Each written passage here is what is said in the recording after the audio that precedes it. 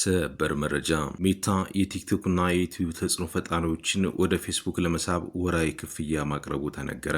ሜታ የታወቁ የቪዲዮ ፈጣሪዎችን ከሌሎች ተቀናቃኝ የማህበራዊ ሚዲያ መድረኮች ወደ ፌስቡክ ለማምጣት ክሬተር ፋስት ትራክ የተሰኘ አዲስ መርሃ ግብር ይፋ። ኩባንያው ተጽዕኖ ፈጣሪዎች የነበራቸውን ቪዲዮዎች በፌስቡክ ላይ መልሰው እንዲለጥፉ በማድረግ ብቻ ወራዊ የገንዘብ ክፍያ እንደሚፈጽም አስታውቋል። የክፍያ ዝርዝሩም የተመረጡ ፈጣሪዎች እንደ ተከታዮች ብዛት የሚከተሉ ክፍያ ሊቀርብላቸው ተዘጋጅቷል። 1,000 ተከታዮች ያላቸው በወር $1,000፣ ከ1 ሚሊዮን በላይ ተከታይ ያላቸው በወር $3,000። ከገንዘቡ ባሻገር በፌስቡክ ለቪዲዮዎቹ ሰፊ ተደራሽነት ወይም ቡስት እንዲያገኙ ያደርጋል። ለመሳተፍ የሚያስፈልጉ መስፈርቶች ፕሮግራሙ በአሁኑ ወቅት ጥብቅ መስፈርቶችን ያስቀመጠ ሲሆን ዋና ዋናዎቹ የሚከተሉት ናቸው።